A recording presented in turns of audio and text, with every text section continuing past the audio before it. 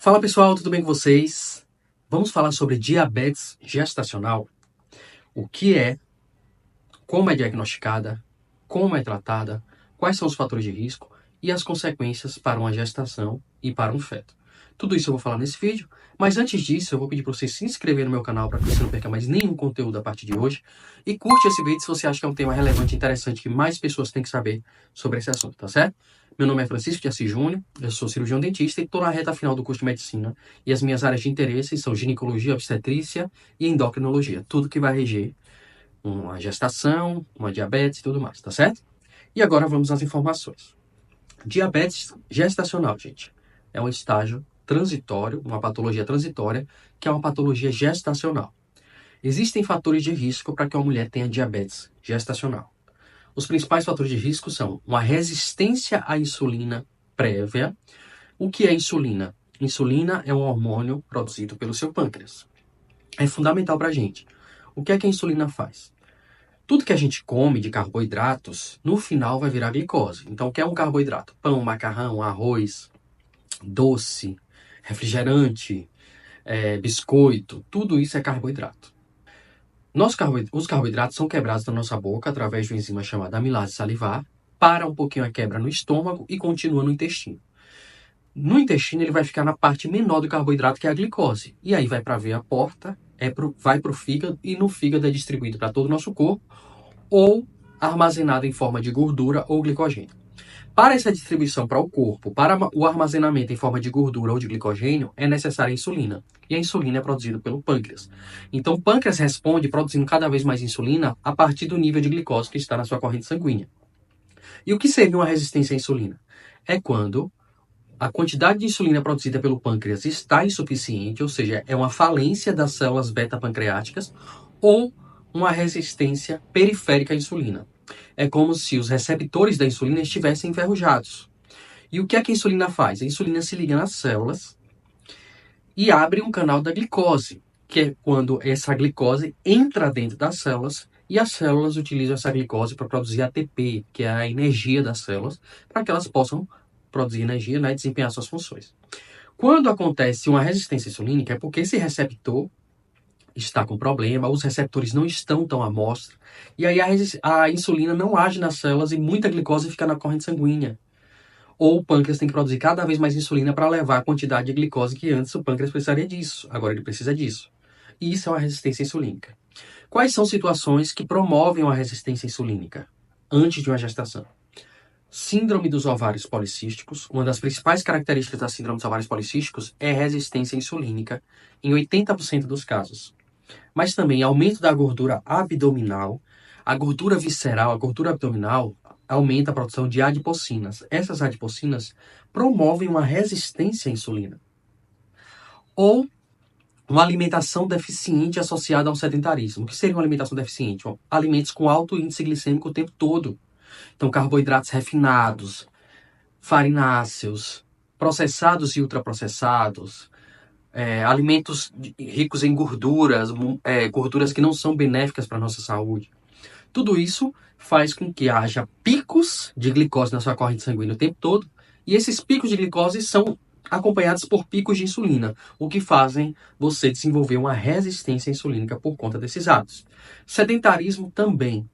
O sedentarismo faz você acumular mais gordura abdominal, né? E substâncias liberadas após o exercício físico melhoram tanto a sua circulação sanguínea quanto a sua sensibilidade à insulina, porque os músculos são grandes consumidores de glicose e eles precisam bastante da glicose e da insulina. Então, se você é sedentário, você já aproveita menos essa glicose e essa insulina, e tudo isso favorece uma resistência insulínica.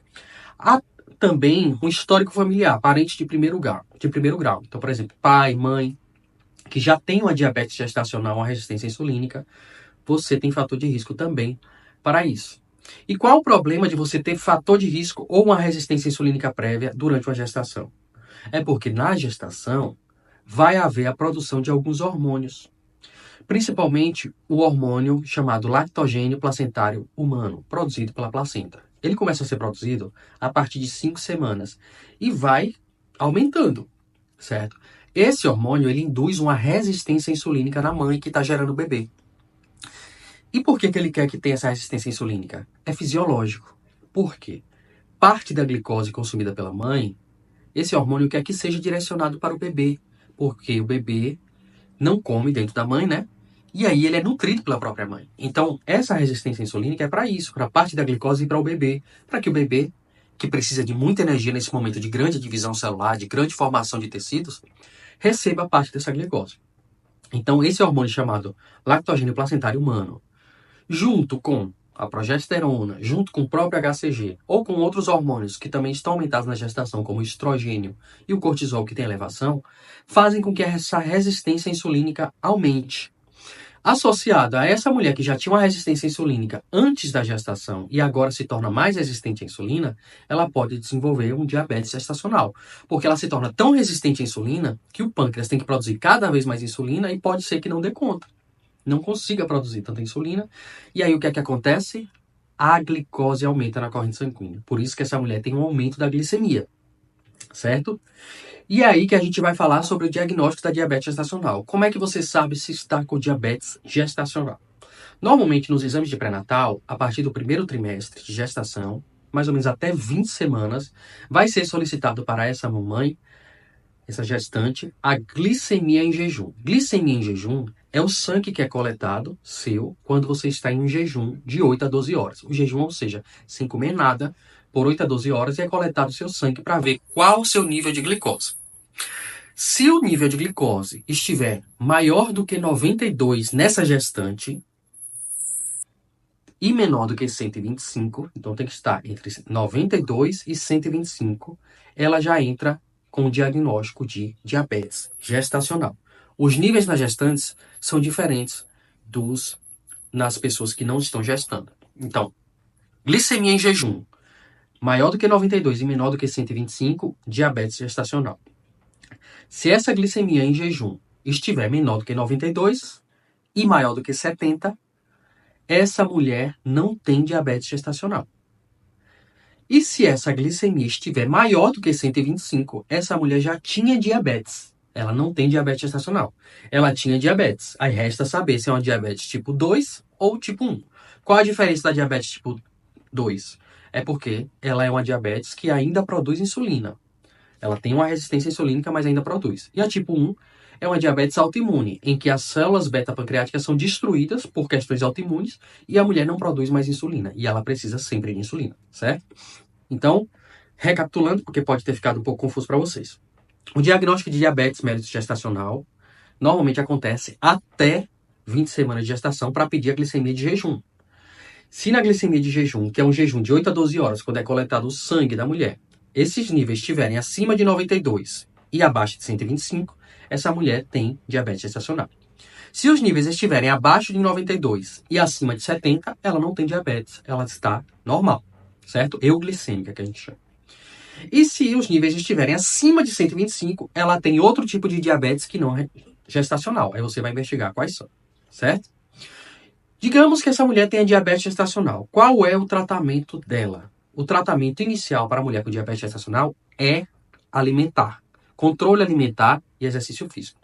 Então você regula os níveis de carboidrato que essa mulher está ingerindo, os alimentos com índice glicêmico. E aí você institui metas glicêmicas para aquela mulher.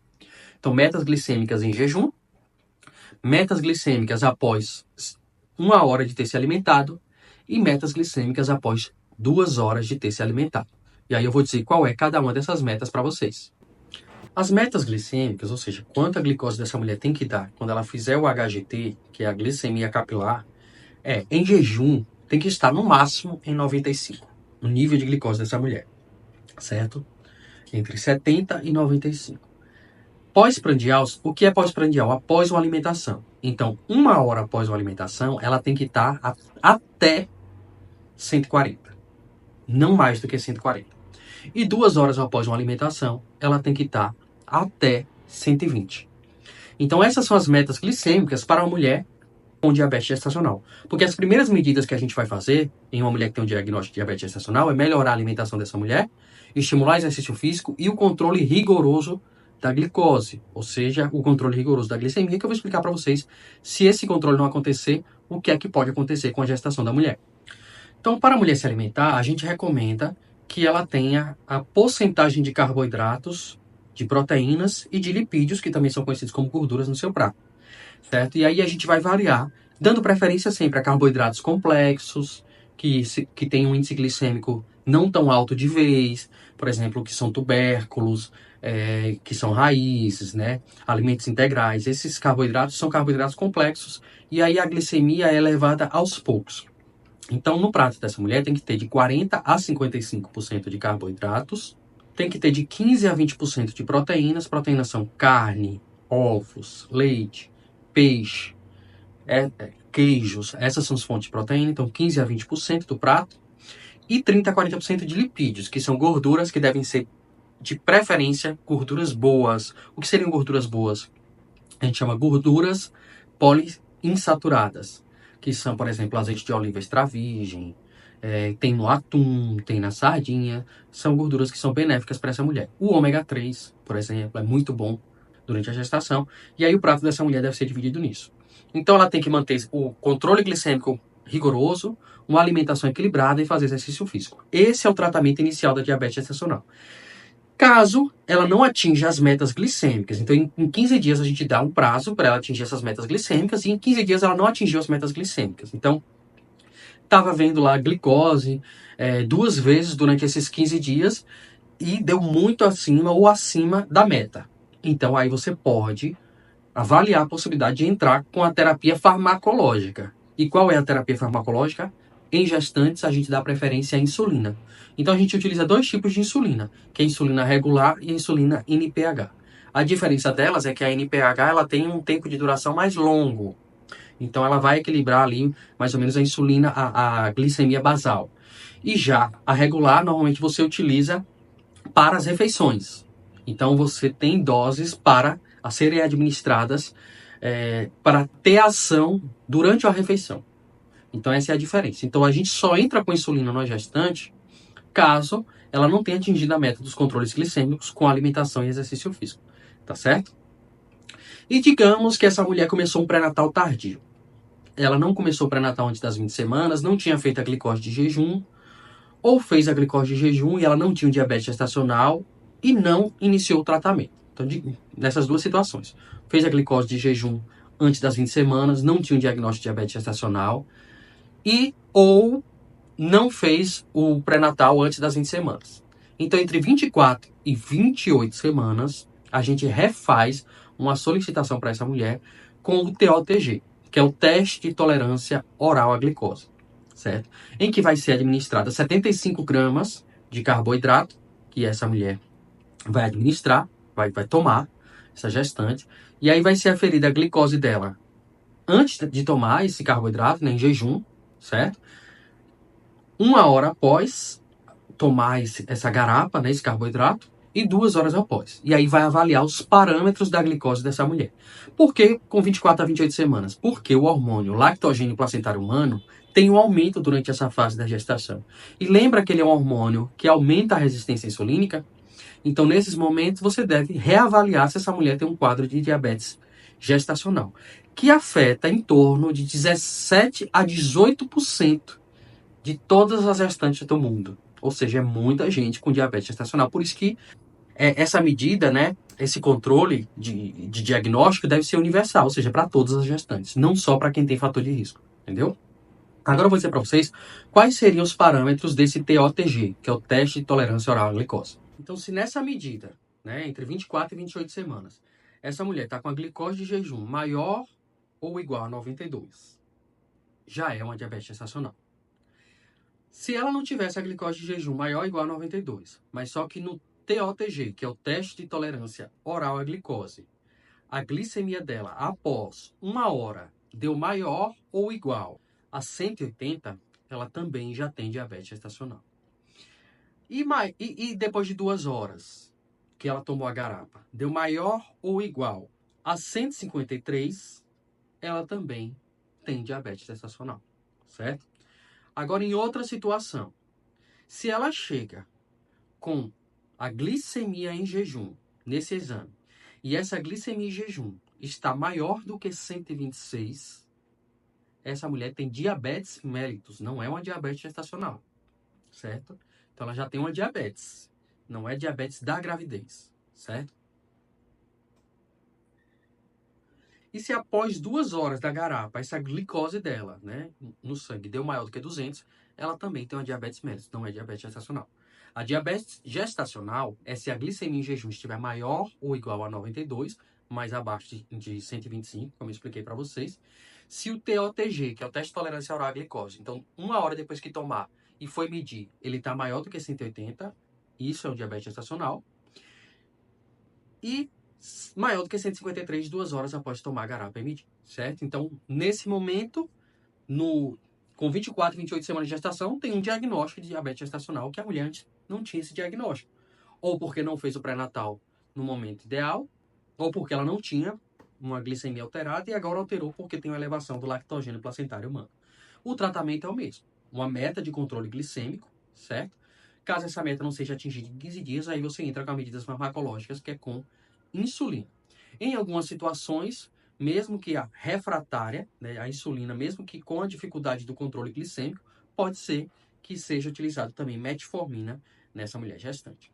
E uma ressalva, para as mulheres que já têm diabetes e que iniciam a gravidez, deve ser iniciado um protocolo de prevenção dos riscos da pré-eclâmpsia, que é com a AS. Então, essa mulher tem que iniciar a administração de AS imediatamente no começo do pré-natal, ali preferencialmente antes das 12 semanas de gestação, tá certo?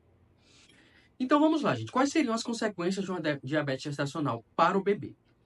Como eu expliquei para vocês, imagine que essa glicose está elevada, né? E essa mulher já tem uma resistência insulínica. O que passa para o bebê não é a insulina da mãe, é só a glicose. Então, essa glicemia elevada, essa glicose elevada na mãe, vai estar passando mais glicose para o bebê, certo? E essa glicose elevada, ela promove o que a gente chama de glicosilação. Glicosilação é quando se liga a outros tecidos que não deveria. Então, por exemplo, pode se ligar a tecidos das artérias e vasos sanguíneos, provocando meio que cicatrizes, feridas nessas artérias e vasos sanguíneos que promovem estenoses. Pode provocar estresse oxidativo que gera radicais livres. Radicais livres é o que a gente chama de espécies reativas de oxigênio. São átomos com elétrons instáveis. É coisa de física química, né? Então, por exemplo, como eles têm elétrons estáveis, eles ficam querendo roubar elétrons de outras moléculas. E isso desestabiliza outras moléculas, gera uma reação em cascata e pode gerar inflamação corporal. E essa inflamação, esse estresse oxidativo e também essa glicosilação de vasos sanguíneos pode predispor a eventos trombóticos ou microtrombos, né? Microinfartos, sobretudo na placenta, nos vasos placentários, né? E isso pode prejudicar a chegada de sangue para o bebê em um determinado momento. Aí você pensa, tá chegando mais glicose para o bebê, e o bebê tá lá com pâncreas zero bala, que nunca foi utilizado, né? Ou um pâncreas que tá lá bem modestinho, já tá acostumado com pouca glicose, de repente vem bombardeio de glicose. E aí o pâncreas desse bebê começa a trabalhar, certo? Para o pâncreas produzir insulina, ele precisa, por exemplo, do potássio, ele precisa de eletrólitos, certo? E isso pode fazer com que esse bebê tenha deficiência de eletrólitos, tá certo? Inclusive deficiência de cálcio, deficiência de potássio, magnésio. Isso pode prejudicar tanto a questão de contração de músculo cardíaco, certo? Como a questão de vasos sanguíneos do bebê, como até de distúrbios hidroeletrolíticos desse bebê, que ele pode ficar com, digamos, o sangue super concentrado, certo? Uma série de questões. Aí você pensa, tem glicose demais chegando, esse bebê começa a produzir mais insulina. Então, se tem muita glicose, muita insulina, o que é que acontece? O bebê cresce. E aí é o que a gente chama de macrosomia fetal. Essa questão também desses distúrbios de eletrólitos, né? Muita produção de insulina, muita glicose chegando, faz com que esse bebê urine mais. E aí, isso faz com que aumente o líquido amniótico, que é o que a gente chama de polidrâmino. Por isso que as mulheres com diabetes gestacional podem ter mais líquido amniótico, que é o polidrâmino, certo? Aliado a isso, esse bebê cresce muito, aí tem o que a gente chama de macrosomia fetal. Se um bebê tem mais tecidos, ele precisa de mais sangue. E aí começa o que a gente chama de poliglobulia. Esse bebê começa a produzir mais células sanguíneas. Porque, como ele tem mais tecidos, ele vai precisar levar mais oxigênio, mais nutrientes a esses tecidos. Aí você vê, esse bebê está crescendo, está produzindo mais células sanguíneas, pode estar urinando mais, pode ter um sangue mais concentrado, pode ter um distúrbio hidroeletrolítico, uma deficiência de eletrólitos. Associado a isso, ele está tendo micro a mãe está tendo microinfartos, microtromboses nos vasos sanguíneos placentários, que é o que trazem, né, oxigênio para o bebê. Então esse bebê pode sofrer de hipóxia, que é baixa oxigenação. Quando tem pouco oxigênio, vai ter mais retenção de CO2, que é o dióxido de carbono, o gás carbônico, né? E quando fica muito CO2 retido no sangue, vai ter a formação do que a gente chama de ácido carbônico. Então o sangue fica mais ácido. E esse bebê pode sofrer do que a gente chama de acidose metabólica. A acidose metabólica é um dos fatores de risco para uma parada cardiorrespiratória. Então, esse bebê pode ter uma parada cardiorrespiratória na vida intraembrionária por conta de uma diabetes gestacional que não foi controlada ou não foi diagnosticada. Esses são os riscos de uma diabetes gestacional que, infelizmente, acomete cerca de 17 a 18% das gestantes no mundo, certo? Por isso que tem que ter um controle rigoroso e um diagnóstico preciso. Além disso, gente, uma diabetes gestacional pode ter prejuízo para um bebê. Então, esse bebê ele pode ter problemas cardiovasculares, então pode ter malformações cardiovasculares por conta da diabetes, porque tem uma sobrecarga cardíaca logo por conta desse aumento de glicose, aumento de vasos sanguíneos, aumento do crescimento desse bebê e problemas com eletrólitos, pode ter uma malformação cardíaca, pode ter prejuízos nos pulmões do bebê, na produção de que a gente chama surfactantes, que deixam os pulmões desse bebê com espaço para a entrada do ar, então pode ter esses prejuízos, certo? E esse bebê pode ter um risco aumentado para obesidade após o parto e também hipoglicemia pós-parto. Porque esse bebê, quando nascer, ele vai estar tão acostumado à insulina dele estar alta, porque ele recebia tanta glicose, e ele continua produzindo muita insulina. Só que a glicose não vai estar mais alta, porque ele não vai estar mais recebendo da mãe, porque ele nasceu. Mas a insulina dele está alta, ele pode sofrer de hipoglicemia pós-natal, certo? Então é uma série de consequências que esse bebê pode ter após o parto e durante o parto também, inclusive uma morte fetal, tá certo? Por isso tem que ter um controle rigoroso. E aí, em situações, por exemplo, de uma macrossomia fetal, em que o controle glicêmico dessa gestante não está sendo efetivo, né? Ou com sinais de sofrimento fetal, aí esse parto pode ser programado para ser adiantado. Então, normalmente, pode ser agendado para 39 semanas, tá certo? 38 semanas e meia, ou até antes disso, ali entre 34 e 37 semanas. Vai depender de cada caso individual, se existe sofrimento fetal, se existe risco materno, como é que estão essas questões. E aí, dependendo dos critérios, essa gestante é encaminhada para o pré-natal de alto risco, é monitorada mais de perto, certo? Inclusive com a cardiotocografia e outros parâmetros, para que o obstetra decida como é que vai ser o avanço dessa gestação, tá certo, gente? Então, eu acho que falei a maioria das coisas que eu precisaria falar para vocês sobre a diabetes gestacional. Não vou entrar em tantos detalhes para também não ficar cheio. Se vocês acharem oportunos, eu posso fazer um vídeo com mais detalhes sobre isso, ou com as dúvidas de vocês que surgirem aqui nos comentários, eu posso utilizar para elaborar outros vídeos, tá certo? Se gostou desse vídeo, já curte, se inscreve no meu canal para não perder mais nada a partir de hoje, e até o próximo vídeo.